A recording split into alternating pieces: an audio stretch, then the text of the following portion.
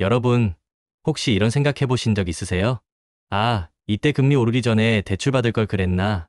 금리 내린다고 했을 때 주식 좀 더 살 걸 그랬네. 뉴스만 보다가 타이밍 다 놓쳤어. 금리라는 게 하루아침에 뚝딱 결정되는 것도 아니고 전문가들도 예측하기 어렵다고 하잖아요. 섣불리 움직였다가는 오히려 손해볼 수 있죠. 결국 타이밍 싸움인데 이 어려운 타이밍을 어떻게 잡아야 할까요? 많은 분들이 이런 금리 변동에 일희일비하다가 중요한 투자 기회를 놓치거나 무리한 투자를 감행해 어려움을 겪기도 합니다. 하지만 장기 투자자라면 이 금리 사이클이라는 큰 흐름을 이해하고 자신만의 투자 원칙을 세우는 것이 무엇보다 중요합니다. 오늘은 바로 이 금리 사이클과 장기 투자, 그리고 언제 투자해야 수익률이 극대화될 수 있는지에 대한 이야기를 해보려고 합니다. 특히 2025년 금리 전망과 그에 따른 투자 전략까지 여러분의 투자 그릇을 키우는데 도움이 될 만한 핵심 정보들을 꽉 채워 준비했습니다. 금리 사이클, 과연 장기 투자에 어떤 영향을 미칠까요? 금리 사이클은 중앙은행이 경기를 조절하기 위해 금리를 올리거나 내리는 일련의 과정을 말합니다. 경기가 과열되면 금리를 올려 돈의 흐름을 억제하고 경기가 침체되면 금리를 내려 돈의 흐름을 활성화시키는 거죠. 이 금리 사이클은 대출 금리, 예금 금리부터 기업 투자, 부동산 시장, 그리고 주식 시장까지 큰 영향을 미칩니다. 특히 장기 투자자에게는 금리 사이클을 이해하는 것이 마치 항해사가 바다의 조류를 이해하는 것과 같습니다. 조류를 잘 읽어야 순풍에 돛을 달고 나아갈 수 있듯이 금리 사이클을 잘 이해해야 장기적인 관점에서 유리한 투자 결정을 내릴 수 있습니다. 예를 들어볼까요? 금리 인상기에는 기업 자금 조달 비용 증가와 소비, 심리 위축으로 주식시장이 좋지 않을 수 있습니다. 반대로 금리 인하기에는 기업 자금 조달이 쉬워지고 소비가 늘어나면서 주식시장이 활기를 띠는 경우가 많습니다. 그럼 지금 우리는 금리 사이클의 어느 지점에 와 있을까요? 현재 많은 전문가들은 금리 인하 사이클의 후반부에 진입했다고 보고 있습니다. 그리고 2025년 하반기에는 금리 인하가 다시 재개될 것으로 예상하고 있죠. 뱅크몰 자료에 따르면 이미 2025년 5월 29일 한국은행 기준금리가 2.50%로 하향 조정되면서 금리 전환기에 들어섰음을 알 수 있습니다. KDI 경제교육정보센터는 2025년 국내 기준금리가 2.002 25% 수준까지 더 내려갈 것으로 전망하고 있습니다. 글로벌 시장도 비슷합니다. EBC 파이낸셜 그룹은 2025년 세계 금리 전망을 안정적이며 신중한 완화 기조로 보고 있습니다. 유럽중앙은행 ECB나 호주중앙은행 RBA 같은 곳들도 경제 활성화를 위해 금리 인하를 추진할 것으로 예상되고 있고요. 미국 역시 2025년 하반기에 연준의 금리 인하가 한 차례 정도 있을 것으로 한국경제는 전망했습니다. 이런 금리 인하 사이클이 장기 투자자에게는 어떤 의미일까요? 바로 새로운 투자 기회가 열릴 수 있다는 신호탄과 같습니다.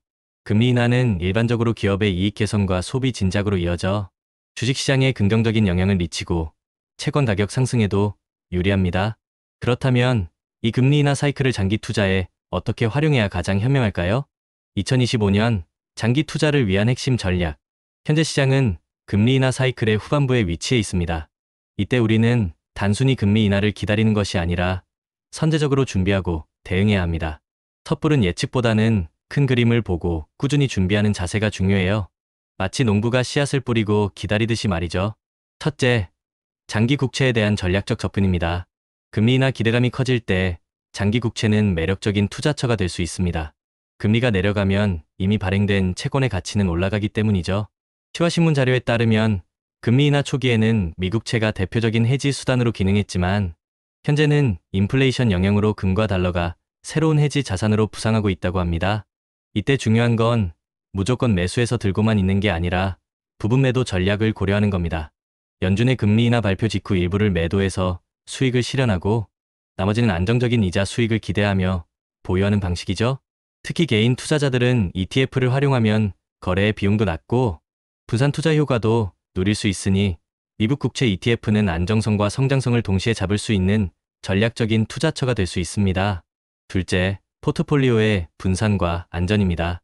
금리 변동은 모든 자산군에 영향을 미칠 수 있습니다. 그래서 주식, 채권, 부동산, 그리고 대체 투자 등으로 포트폴리오를 다양하게 분산하는 것이 리스크를 줄이는 가장 기본적인 방법이죠. 모든 계란을 한 바구니에 담지 않는다는 워렌 버핏의 조언처럼 말입니다. 경기 침체 우려가 있을 때는 금이나 달러 같은 안전자산의 비중을 늘리는 전략이 유효합니다. 금리 인하 사이클에서 안전자산으로서 금 투자가 유망하다는 전문가들의 의견도 있으니 금 자산 배분 전략도 고려해 볼 만합니다. 그리고 채권 중에서도 장기 채권보다는 금리 변동에 덜 민감한 단기 채권을 중심으로 투자하는 것도 좋은 방법입니다. 투자 등급의 국채나 기업 채권은 비교적 안정적인 수익원을 제공할 수 있습니다. 셋째, 금리 인하 수혜주에 집중하세요.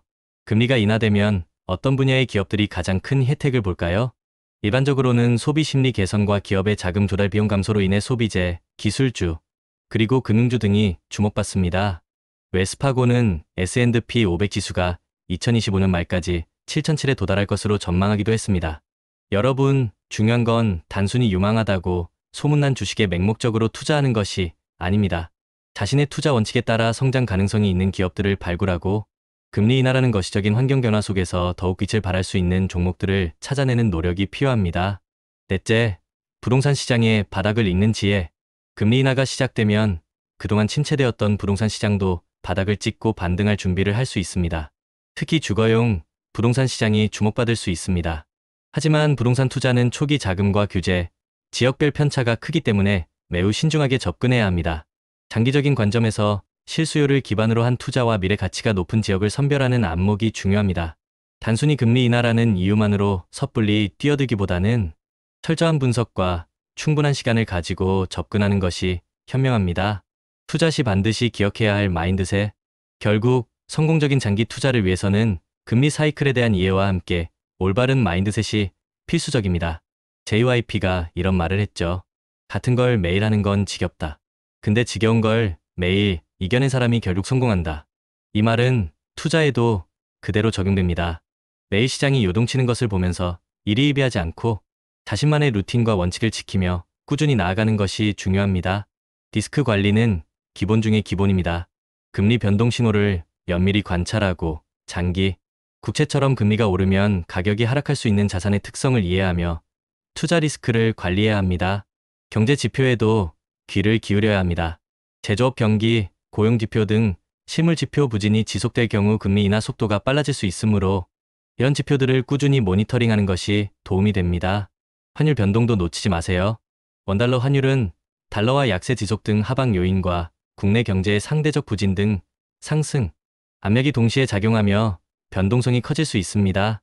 환율 변동은 해외 투자에 직접적인 영향을 미치므로 항상 주시해야 합니다. 그리고 가장 중요한 것, 바로 장기적인 관점을 유지하는 것입니다. 단기적인 시장 변동에 흔들리지 않고 큰 그림을 그리며 꾸준히 씨앗을 뿌려야 합니다. 성공하는 농부는 씨앗이 길가에 떨어지든 새가 먹든 상관없이 계속 뿌립니다. 비옥한 땅에 떨어진 몇몇 씨앗들이 수백 배의 결실을 맺을 것을 알기 때문이죠. 이것은 우리 투자와도 똑같습니다. 장기적 우상향 구도의 자산을 꾸준히 모아가며 자신만의 루틴을 지키고 지겨운 반복을 견뎌내며 리스크를 시간에 녹여 수익으로 바꾸는 것. 이게 진짜 성공의 길입니다. 마지막으로 성공적인 장기 투자를 위해 우리가 꼭 기억해야 할 4가지를 다시 한번 강조합니다. 첫째, 우리는 시간이라는 자원을 무기로 삼아야 합니다. 거대 자본이 할 수 없는 장기 투자를 통해 시간을 우리 편으로 만들어야 합니다. 둘째, 스스로 중간에 흔들리지 않도록 강력한 마인드셋을 구축해야 합니다. 투자는 결국 심리 싸움입니다. 셋째, 인생의 희로애락 이벤트를 예측해서 각 시점에 맞는 투자 기간과 전략을 미리 세워두는 지혜가 필요합니다. 넷째, 예측할 수 없는 리스크에 대비하여 속성이 다른 자산 23개로 분산. 투자하는 것은 기본 중의 기본입니다. 여러분, 이 모든 것을 실행에 옮기기 위한 첫걸음은 바로 끝까지 살아남는 것입니다. 아무리 좋은 전략도 중간에 포기하면 아무 소용이 없습니다. 그래서 우리 함께 긴 여정의 동료로 꾸준히 투자와 루틴을 이어갑시다. 금리 사이클은 투자에 있어 중요한 변수이지만 결국 가장 중요한 것은 우리 자신의 원칙과 꾸준함입니다. 2025년 금리 인하 사이클이 새로운 기회를 가져다 줄 수 있는 시기인 만큼 오늘 말씀드린 정보들을 잘 활용하셔서 여러분의 투자 여정에 큰 도움이 되기를 진심으로 바랍니다. 구독자 여러분, 리스펙합니다. 꾸준함으로 빛나는 여러분의 투자를 응원합니다.